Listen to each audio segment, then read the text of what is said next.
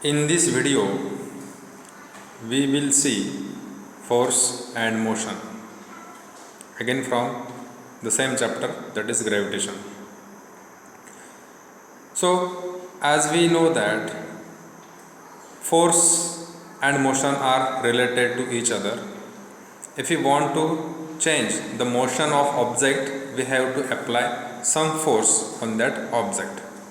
So, we have seen that a force is necessary to change the speed as well as the direction of motion of an object. Means by using force, we can change the magnitude of motion as well as direction of motion of that object. म्हणजे एखादा object जर rest पोझिशनला असेल तर त्याला आपण motion देऊ शकतो, मोशनमध्ये असेल तर त्याला आपण थांबवू शकतो, किंवा एखादा ऑब्जेक्टची दिशा पण आपण बदलू शकतो, म्हणजेच आपण त्याची डायरेक्शन चेंज करू शकतो. सो थोडक्यात फोर्स आणि मोशन हे रिलेटेड आहे, किंवा आपण असंही म्हणू शकतो मोशन ही फोर्सवरती डिपेंड असतं.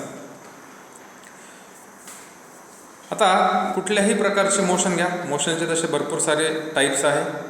जसे रेक्टिलिनियर मोशन असते, तसे सर्क्युलर मोशन असते, त्यालाच अँग्युलर मोशन पण म्हणतात, इत्यादी त्याचे टाईप्स आहे. ओके, मोशन म्हणजे काय तुम्ही ऑलरेडी नववीला शिकलेलेच असाल. When body changes its position with respect to time then it is said to be in motion, and if body does not changes its position with respect to time, then it will be at rest position. In this chapter we will see circular motion and centripetal force. Here circular motion is depends on centripetal force. If centripetal force is there, then and then only circular motion will be there. Without centripetal force, circular motion is not possible. What is circular motion? Circular motion means it is the motion of an object along circular path. म्हणजे एखादा object जर circular पाथमध्ये म्हणजे गोल फिरत असेल, गोल रस्त्याने, जसा jogging track असतो, गोल असतो, किंवा फुटबॉलचं मैदान आहे आणि त्या मैदानाभोवती तुम्ही गोल चक्कर मारताय, तर ती जी मोशन असते त्याला आपण सर्क्युलर मोशन म्हणणार. मून अर्थ भोवती फिरतो, motion of moon around the earth is also example of circular motion. Motion of electron around the nucleus is the example of circular motion. Motion of hands of clock, motion of fan is a circular motion. Centripetal force is necessary for circular motion. Now what is centripetal force? See, meaning is there. Centripetal means centre seeking, म्हणजेच सेंटरच्या दिशेने जाणार. आता हा centre कोणता, तर जेव्हा कुठलाही ऑब्जेक्ट सर्क्युलर मोशनमध्ये असतो तर तो सर्कलमध्ये फिरतो. सर्कलमध्ये फिरतो म्हणजे त्याला सेंटर असेल, त्या सर्कलला रेडियस असेल. ओके, तर ज्यावेळेस ऑब्जेक्ट सर्क्युलर मोशनमध्ये असेल तर त्यावरती हा जो सेंट्रिपेटल फोर्स असेल त्याची डायरेक्शन कोणती, तर तो सेंटरच्या दिशेने कार्यरत असेल. It acts towards the center of circle. That is, the object tries to go towards the center of circle because of this force. So definition of centripetal force is the force acting on body performing circular motion along the radius and directed towards the center of circle. म्हणजे हा force कोणत्या बॉडीवर act करतो, जी body circular मोशनमध्ये असेल फक्त तिच्यावर. एखादी body जर rectilinear मोशनमध्ये असेल, सरळ चालली आहे, रस्त्याने कार चालली आहे सरळ, त्याच्यावरती सर्क्युलर फोर्स सेंट्रिपेटल फोर्स नसणार आहे. पण इलेक्ट्रॉनवरती जो न्यूक्लियसच्या भोवती फिरतोय तिथे सर्क्युलर फोर्स आहे, सेंट्रिपेटल फोर्स आहे. तिथे सेंट्रिपेटल फोर्स म्हणून कोण काम करत आहे, तर इलेक्ट्रॉन आणि न्यूक्लियस याच्यामध्ये जो काही इलेक्ट्रोस्टॅटिक फोर्स ऑफ अट्रॅक्शन आहे तो म्हणजे तिथे सर्क्युलर सेंट्रिपेटल फोर्स आहे. किंवा मून हा अर्थ भोवती फिरतो, इथे सेंट्रिपेटल फोर्स कोण आहे, तर अर्थ आणि मून याच्यामध्ये असलेलं जे ग्रॅव्हिटेशनल फोर्स आहे ते फोर्सच इथे सेंट्रिपेटल फोर्स म्हणून काम करणार. समजा मून आणि अर्थ याच्यामधला ग्रॅव्हिटेशनल फोर्स संपला, काही कारणास्तव तो संपला, तर आता मून अर्थ भोवती फिरेल का, इट इज नॉट पॉसिबल. अर्थ भोवती मून फिरणार नाही, कारण सेंट्रिपेटल फोर्सच संपलेला आहे आणि सेंट्रिपेटल फोर्स नसेल तर सर्क्युलर मोशन पॉसिबल नाही. फॉर्म्युला आहे सेंट्रिपेटल फोर्सचा F is equal to mv²/r. इथे F म्हणजे सेंट्रिपेटल फोर्स आहे, m म्हणजे त्या ऑब्जेक्टचा मास जो सर्क्युलर मोशनमध्ये आहे त्याचं मास, v मीन्स लिनियर व्हेलॉसिटी. आता एक ध्यानात ठेवायचं, जेव्हा कुठलाही ऑब्जेक्ट सर्क्युलर मोशनमध्ये असेल त्याला दोन व्हेलॉसिटी असतात. एक असते अँग्युलर व्हेलॉसिटी, दुसरी असते लिनियर व्हेलॉसिटी. ही v म्हणजे लिनियर व्हेलॉसिटी आणि त्या vचं स्क्वेअर येतो अपॉन r. हा r म्हणजे काय, so r is the radius of circle. ज्या सर्कलमध्ये तो फिरतोय ऑब्जेक्ट त्या सर्कलची ती रेडियस असणार आहे. याला आपण म्हटलं आहे इक्वेशन नंबर 1. हा फॉर्म्युला ध्यानात ठेवायचा आहे, तुम्हाला नेहमी पुढे वापरावा लागतो. 11वी 12वीला सुद्धा हे सेंट्रिपेटल फोर्स आणि त्याच्याशी रिलेटेड टॉपिक्स असतात. पुढचा टॉपिक येतो केपलर्स लॉ. केपलर हे सायंटिस्टचं नाव आहे. त्याने हे 3 लॉ सजेस्ट केलेले which are explaining the planetary motions. Planetary मोशनबद्दल ते आपल्याला आयडिया देतात. त्या तिघही लॉला काय म्हणायचं आहे, केपलर्स लॉ म्हणायचं आहे. Kepler first, Kepler second and Kepler's third law. So Kepler stated 3 laws of planetary motion. Planetary motion म्हणजे काय, ते हे जे प्लॅनेट्स फिरत आहे सन भोवती, आपल्या सोलर सिस्टीममध्ये सन हा सेंटरला आहे आणि त्याच्या भोवती प्लॅनेट्स फिरत आहे, तर ते प्लॅनेट्सची जी काही मोशन आहे ती एक्सप्लेन केलेली आहे किंवा त्या मोशनला म्हणायचं आहे planetary motion. So we will see the Kepler's first law. काय म्हणतोय Kepler's first law, the orbit of a planet is an ellipse with the sun at one of the foci. शेजारी त्याची आकृती दिलेली आहे. ओके, सन दिसतोय पहिल्यांदा, तो इलिप्स बघा. तो इलिप्स काय, तर त्या पाथवरती, त्या इलेप्टिकल पाथवरती प्लॅनेट फिरतोय. आता प्लॅनेटची मोशन ही सर्क्युलर मोशन नाही आहे एक्झॅक्टली, हे लक्षात घ्या. प्लॅनेटचा पाथ हा सर्क्युलर पाथ नाही आहे. कसा फिरतोय तो, इलिप्समध्ये फिरतोय, म्हणजे थोडासा लंबवर्तुळाकार येतो, अंड्यासारखा. ओके, सो सन, आता तो जो इलेप्टिकल पाथ आहे किंवा तो जो इलिप्स आहे त्या प्रत्येक इलिप्सला 2 फोकस असतात. तर एका फोकसला तिकडे क्रॉस केलेले बघा आणि दुसऱ्या फोकस जिथे आहे त्या ठिकाणी सन ठेवलेला आहे. आता केपलर फर्स्ट लॉचा अर्थ काय होतो, तर त्यांनी स्पष्ट सांगितलेलं आहे, the orbit of planet is an ellipse. So every planet revolve around the sun in elliptical orbit. प्रत्येक प्लॅनेटचं ऑर्बिट कसं असतं, इलेप्टिकल ऑर्बिट असतं. And sun is kept at the one of the foci of that ellipse. आणि त्या प्लॅनेटचा तो काही ellipse आहे, इलेप्टिकल पाथ आहे, त्या इलेप्टिकल पाथला जे 2 फोकस आहे त्याच्यापैकी एका फोकसला सनची पोझिशन असते, जसं त्या डायग्राममध्ये दाखवलेलं त्या पद्धतीने. मग प्लॅनेट किती असू द्या, आपल्या सोलर सिस्टीममध्ये 8-9 प्लॅनेट्स आहे. प्रत्येकाचा पाथ वेगवेगळा आहे, पण प्रत्येकाचा जो पाथचा जो शेप आहे तो इलेप्टिकल शेप, आणि प्रत्येकाच्या इलेप्टिकल पाथवरती त्या पाथच्या फोकसमध्ये सन येणारच आहे. म्हणजे सन कुठे असणार आहे, एका फोकसवरती येतो. सो पहिल्या लॉला आपण असं म्हणू शकतो की पहिल्या लॉमध्ये आपल्याला काय कळालं, तर ऑर्बिट कसं आहे, तर ते इलेप्टिकल आहे हे आपल्याला कळतं. त्याला लॉ ऑफ ऑर्बिट पण म्हणतात, लॉ ऑफ ऑर्बिट. सेकंड आहे त्याला म्हणायचं केपलर्स सेकंड लॉ, त्याला लॉ ऑफ एरिया म्हणतात. This law is related to area. आता एरिया कोणता, तर पहिल्यांदा आपण स्टेटमेंट बघू. The line joining the planet and the sun. आता ह्या दिलेल्या डायग्राममध्ये तो जो रेड डॉट आहे तो म्हणजे सन आहे. तो इलेप्टिकल पाथ आहे आणि तो सन एका फोकसला आहे. तर त्यातली कुठली एक लाईन तुम्ही घेऊ शकता बघा. तिथे प्लॅनेट दाखवलेला आहे, तो निळा जो डॉट आहे तो त्या प्लॅनेटपासून सनपर्यंत ती जी लाईन आहे त्याच्याबद्दल आपण बोलतोय. Line joining the planet and sun sweeps equal area in equal interval of time. याचा अर्थ काय, तिथे 3 पट्टे दाखवले बघा, ब्ल्यू दिसत आहे. तर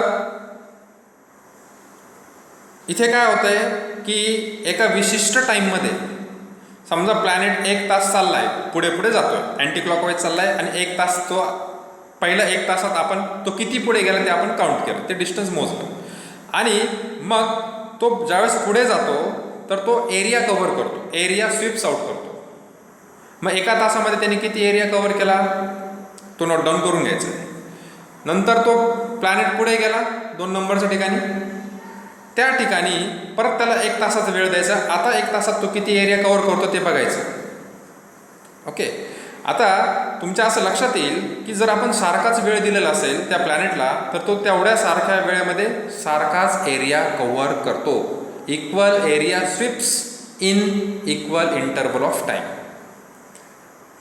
हा झाला केपलरचा सेकंड लॉ, त्याला लॉ ऑफ एरिया म्हणतात. इक्वल एरिया तो कव्हर करतो सारख्या वेळेत प्लॅनेट. तिसरा लॉ आहे केपलर्स थर्ड लॉ, त्याला लॉ ऑफ पिरियड पण म्हणतात. लॉ ऑफ पिरियड लक्षात जर ठेवायचा असेल तर त्याचा जो फॉर्म्युला आहे T² is directly proportional to R³, हा फॉर्म्युला ध्यानात ठेवायचा. काय म्हणतो याच्यामध्ये, हा जो T आहे तो म्हणजे पिरियड आहे, पिरियड ऑफ रिव्होल्यूशन. पिरियड म्हणजे काय, त्या प्लॅनेटला एक चक्कर मारण्यासाठी किती वेळ लागला तो म्हणजे पिरियड. आणि R म्हणजे काय, तर हे मीन डिस्टन्स आहे त्या प्लॅनेटचं त्या सनपासून. आता मीन डिस्टन्स का, तर वरची जी डायग्राम होती त्याच्यात तुम्ही बघाल तर प्लॅनेट सनच्या भोवती फिरता कधी कधी सनच्या जवळ जातो आणि कधी कधी सनपासून दूर जातो. म्हणजे त्या प्लॅनेटचं सनपासूनचं जे डिस्टन्स आहे ते चेंज होतं. म्हणून इथे त्याला मीन डिस्टन्स म्हटलंय, म्हणजे average distance. So third law काय सांगतो, T² is directly proportional to R³. याच्यावरून आपल्याला थर्ड लॉचं स्टेटमेंट लिहायचं आहे. कसं म्हणणार, टीचा स्क्वेअर म्हणजे पिरियडचा स्क्वेअर आहे आणि आरचा क्यूब म्हणजे मीन डिस्टन्सचा क्यूब आहे. So see the statement, the square of period of revolution, the square of period of revolution around the sun is directly proportional to the cube of the mean distance of planet from the sun. Very simple. So that is T² is directly proportional to R³. आता proportionality constant add करायचं आहे. मग ते equation बनेल T² is equal to constant into R³. R³ ला LHS ला घेऊन या, तो होईल T² upon R³ is equal to constant. त्या कॉन्स्टंटला K म्हणायचं आहे. That is equation number 2. त्याला इक्वेशन नंबर 2 म्हणा. where T means period of revolution and R means mean distance of planet from the sun. पुढचा टॉपिक आहे Newton's universal law of gravitation, किंवा त्याला न्यूटन्स लॉ ऑफ ग्रॅव्हिटेशन पण म्हणतात. त्याच्यासाठी खाली एक डायग्राम दिलेली ती समजून घ्या. तिकडे 2 ऑब्जेक्ट आहे, एकाचा मास m1 आहे, दुसऱ्याचा मास m2 आहे. आणि दोघंही ऑब्जेक्ट काय करताय, नियमाप्रमाणे एकमेकाला अट्रॅक्ट करताय. म्हणजे त्या दोघांच्या मध्ये ग्रॅव्हिटेशनल फोर्स आहे, त्याला कॅपिटल F या लेटरने दाखवलेलं आहे. आणि दोघं ऑब्जेक्टमधले जे डिस्टन्स आहे ते म्हणजे स्मॉल d आहे.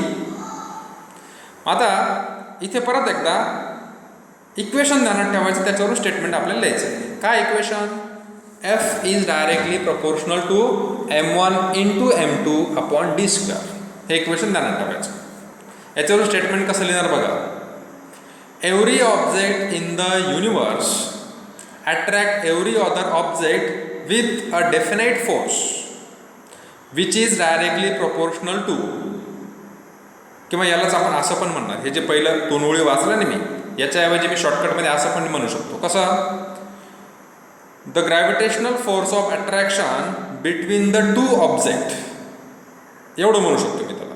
काय म्हणणार मी त्याला, the gravitational force of attraction between the 2 object is directly proportional to the product of the masses of 2 objects and it is inversely proportional to the square of the distance between them.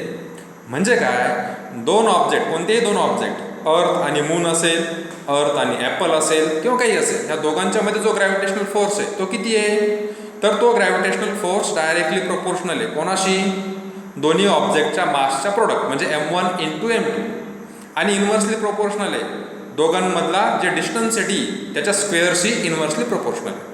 म्हणून ते formula तिथे तसं येतोय, F is directly proportional to m1 m2 upon d². मग इथे परत proportionality constant add करायचा आहे. तो कॉन्स्टंट म्हणजे कॅपिटल G, आणि त्या कॅपिटल G ला काय म्हणायचं आहे, universal gravitational constant. Is a clear. हाही फॉर्म्युला ध्यानात ठेवायचा. This is important these are important formulae. Then uniform circular motion और मॅग्निट्यूड ऑफ सेंट्रिपेटल फोर्स. तर ह्या टॉपिकमध्ये आपल्याला सेंट्रिपेटल फोर्स जो आहे त्याची मॅग्निट्यूड शोधायची. किती सेंट्रिपेटल फोर्स असतो?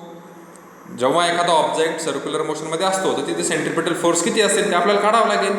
त्याच्यासाठी फॉर्म्युला लागतो. तो फॉर्म्युला आपल्याला इथे डिराईव्ह करायचा. सो युनिफॉर्म सर्क्युलर मोशन आधी समजून घ्या. It is the motion of an object moving along the circular path with constant speed. म्हणजे काय, एखादा ऑब्जेक्ट सर्क्युलर मोशनमध्ये फिरतोय पण फिरताना त्याचं स्पीड मात्र कॉन्स्टंट आहे. त्याचं स्पीड कमी किंवा जास्त होत नाही.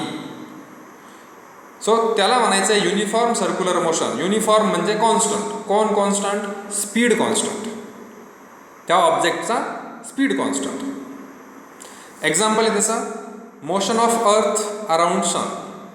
अर्थ सनभोवती फिरते, ती युनिफॉर्म सर्क्युलर मोशन आहे असं आपण म्हणू. असं का म्हणायचं आहे आपण? कारण अर्थला एक चक्कर मारायला किती वेळ लागतो? 365 दिवस लागतात. प्रत्येक चक्करला त्याला 365 दिवस लागतात.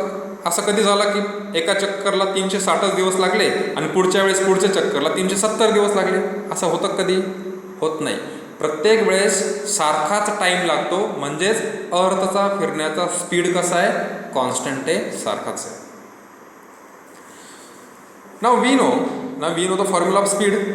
काय फॉर्म्युला स्पीडचा? Speed is equal to distance upon time. Okay. But in one revolution of planet. आता इथे डिस्टन्स, टाईम, स्पीड हे आपण कोणाशी बघतोय? ते इमॅजिन करा की अर्थच फिरते सनच्या भोवती. त्याच्यासाठी हे सगळं चाललंय. मग ज्यावेळेस तो प्लॅनेट एक चक्कर पूर्ण करेल म्हणजे एक सर्क्युलर पाथ पूर्ण करेल म्हणजे त्याने किती डिस्टन्स कव्हर केलेलं असेल? एक सर्कम्फरन्स.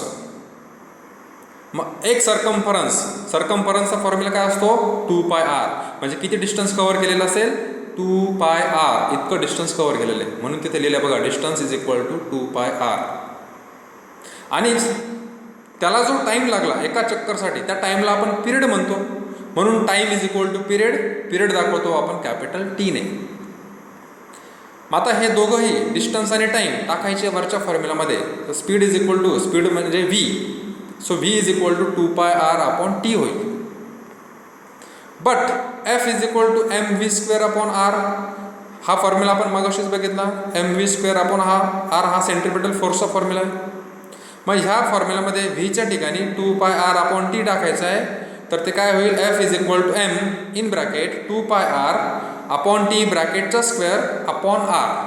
आणि आता तो ब्रॅकेटचा स्क्वेअर केल्यावर ते उरतं 2चा स्क्वेअर होतो 4 म्हणजे 4m पायचा स्क्वेअर पाय स्क्वेअर आरचा आर स्क्वेअर अपॉन तो जो टी आहे त्याचा टी स्क्वेअर होतो तो खाली घेऊन टाका. टी स्क्वेअर इंटू आर होईल. तो खालचा आर तसाच आहे. आणि याला थोडंसं अरेंज करायचं म्हणजे वरती आर स्क्वेअर आहे आणि खाली आर आहे. एक आर कॅन्सल करून टाकायचा. तिथे काय उरेल? 4m pi square r upon T square. Now multiply and divide this equation by r square. या इक्वेशनला आर स्क्वेअरने मल्टिप्लाय आणि डिवाइड करायचं. कसं? खाली लिहून दाखवले बघा. f is equal to 4m pi square r upon T square. हे तसंच as it is into r square upon R square म्हणजेच मल्टिप्लाय अँड डिवाइड झालं. मग आता याला अरेंज करा. कसं अरेंज केलं? वरती बघा एक आर आणि एक आर स्क्वेअर आहे. आर आणि आर स्क्वेअर म्हणजे आर क्यूब होतो. तर तो आर क्यूब घेतलाय बाजूला. आणि खालचा जो टी स्क्वेअरला आर स्क्वेअरच्या जागेवर पाठवलं, खाली शिफ्ट करून घेतलं बघा. टी स्क्वेअर आणि आर स्क्वेअर एकमेकाची जागा त्यांनी चेंज केली. But from equation 2. काय इक्वेशन 2? म्हणजे हे आपलं केपलर्स लॉचं इक्वेशन सेकंड लॉचं. T square upon R cube is equal to K होतो. मग R cube upon T square is equal to 1 upon K होईल. सो टाकायचं आहे तिथे f is equal to 4m pi square upon R square into 1 upon K. आणि त्यालाच कसं लिहिणार? 4m pi square upon K R square. And this is the magnitude of centripetal force. हा formula आपल्याला काय सांगतो? सेंट्रिपेटल फोर्स किती, त्याची मॅग्निट्यूड किती ते आपल्याला सांगतो. समजलं सगळ्यांना? ठीक आहे.